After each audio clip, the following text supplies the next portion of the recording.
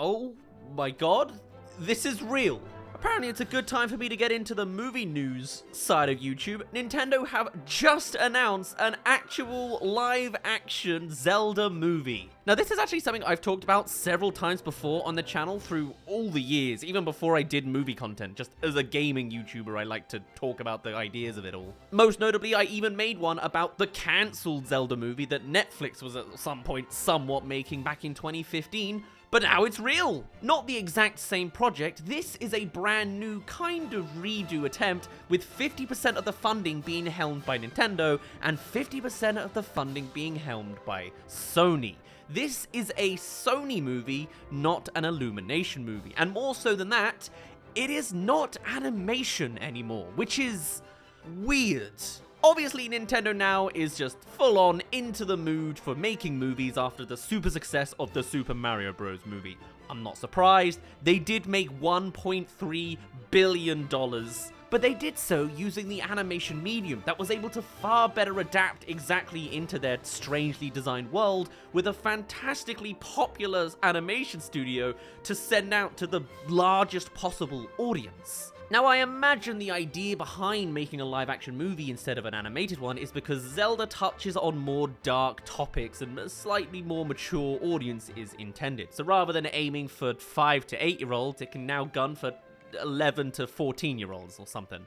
But live-action is such a faulty format, man. It's not even a live-action hybrid. I mean, why would it be? I mean, I guess there's a chance there's a fairy, but whatever. But before we get into the proper speculatory elements, let me tell you all the details that actually are real, in case you haven't heard it already. Usually I'm digging up niche articles to find these news. No, I went to sleep once, and now there are 270 articles talking about this. Anyway, since this is a Nintendo movie, and they don't want to have a Mario movie from the 90s again, Shigeru Miyamoto is right up front and center, helming a lot of the creative swings of this movie. That's what works. That's what's successful. It worked for the Mario movie, and you know he's going to be swinging here as well. However, since they don't have an Illumination representative working with them, they instead have a Sony rep in the form of Avi Arad as co-producer for this movie. Now, this guy isn't necessarily the best case scenario. He is an old fogey. He is attached to every Sony movie to some capacity. He's the reason we have all the Spider-Man movies, which is great.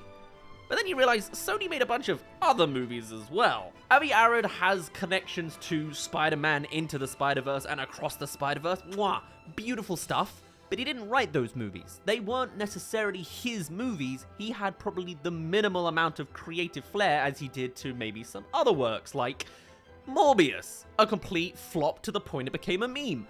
Uncharted, another video game adaptation that was terrible if you're not looking at box office numbers. Venom, not on the same scale of Spider-Man. Ghost in the Shell, again, kind of a poor adaptation depending on who you ask. And though this guy's been involved since like 2002 Spider-Man onwards, and that's a great repertoire, it's more so that he's just well networked into the industry than he actually can make a good movie just by himself. So it becomes a matter of how much creative influence is Nintendo really having with this movie. Chances are, it's loads, right? Like, they're not going to really allow anything less than superb, but it's not necessarily the best case scenario. It's just they've gone for a movie insider who's somehow at the top of the food chain. Now, also attached to this movie is also the name Wes Ball as the director for this movie. This movie is not just like only just conceived today. It's actually been in the works and talks for years, apparently. It's just now development has full on started. So the vision of the movie is already here. Anyway, with Wes Ball as director, he also has some interesting repertoire. He is known for the Maze Runner series, most notably, as well as the upcoming Kingdom of the Apes, which is not the worst news in the world. Decent. It could go in all sorts of directions with that in mind. I also see on their IMDb page they have an upcoming movie for Mouse Guard, which I also did in the past as a cancelled video. Interesting. But yeah, also their repertoire's not extensive. Those two projects are kind of their main two projects, other than a bunch of Star Trek videos, apparently. Still, hopefully Miyamoto keeps up his influence, since he's clearly far more passionate on the storyboarding developments of animated storytelling. Or live action, I guess, in this case. There is no news of the cast, there is no news of the plot, but we can probably inform a handful of things.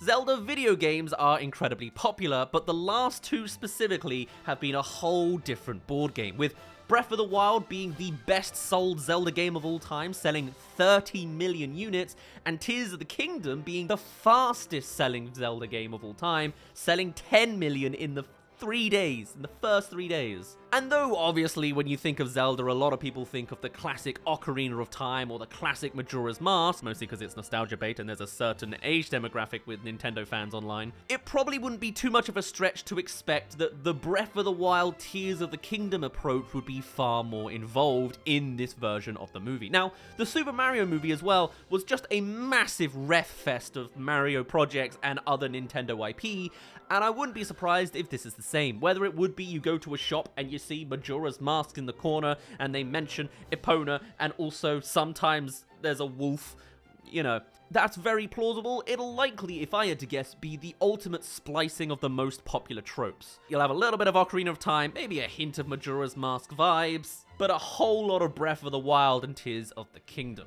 And though when I first heard of the Mario movie, I was concerned because it was Illumination, now that I'm first hearing about this Zelda movie, I am concerned because it's a live action and it's a movie. Sony have somewhat of a good track record depending on where you're looking, with Sony PlayStation getting all sorts of adaptations these days, and The Last of Us being one of the latest and greatest examples of that. It was very notably a TV series, not a movie. If they go for something like Breath of the Wild, where you're going across this massive landscape for this singular rescue, or you're going through Ocarina of Time and you have to jump between 7 years of time periods, I feel like you can't consolidate all of that into a 2-hour runtime. And there have been countless live-action video game adaptation flops. The Sonic movies are good. Sonic 2 especially is probably one of my favorites, although then again, that had a hybrid CGI element to the characters. Same with Detective Pikachu. It was a hybrid animation live action, but it was pretty good. The Last of Us was great, but it's a TV series. And then you had Uncharted, also by Sony, also by Avi, and it just didn't follow up with the magic because it was hopping on weird celebrity casting choices. Which also means, yeah, we're gonna get another rollout of meme-ified celebrity showreels again. If they're gonna shove Chris Pratt into Mario, they're probably gonna shove Tom Holland into Link. This is literally what I've already talked about and done for the cancelled episode way back when. Or if it's not Tom Holland, maybe it's someone else similarly young from that sort of millennial Gen Z generation. Timothée Chalamet. There's literally no one else. Where are the Gen Z actors? They've gone in this world of nostalgia bait. Anyway, that's another discussion. According to direct quotes from the announcement of this movie, Avi Arad is described as one who has produced many mega hit films, because I guess Nintendo has the outsider look of, hey, who's the most good at what they do? Who's connected to the most big things? Cool, we'll go with them, sure.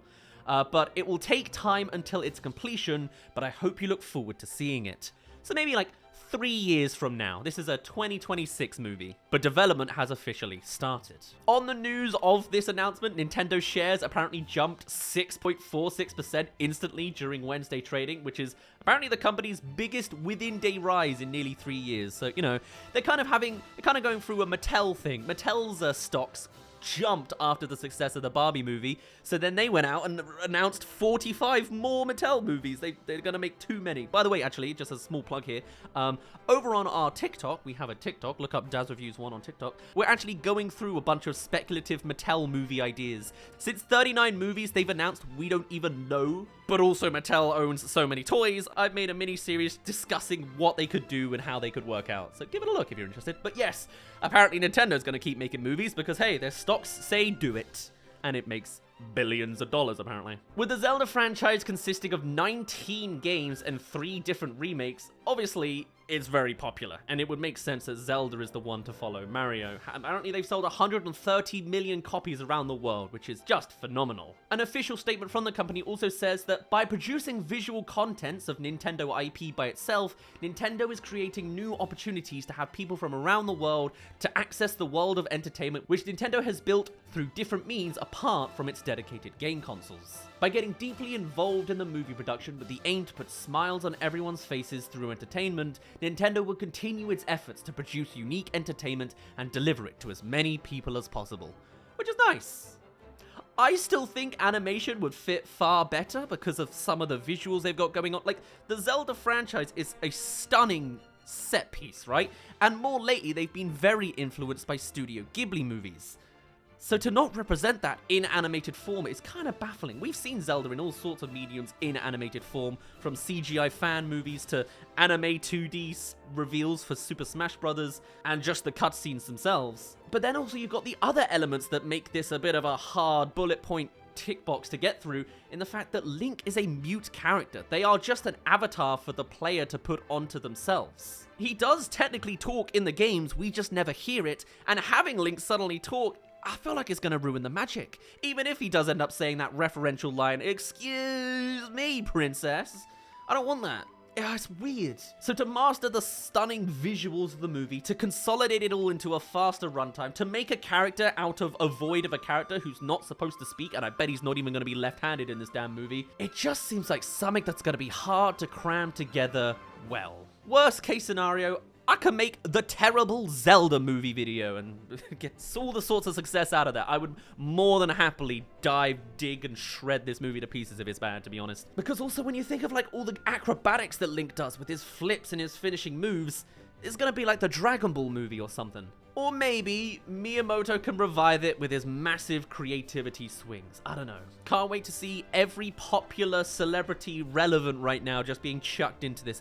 Dwayne "The Rock" Johnson's gonna be in it.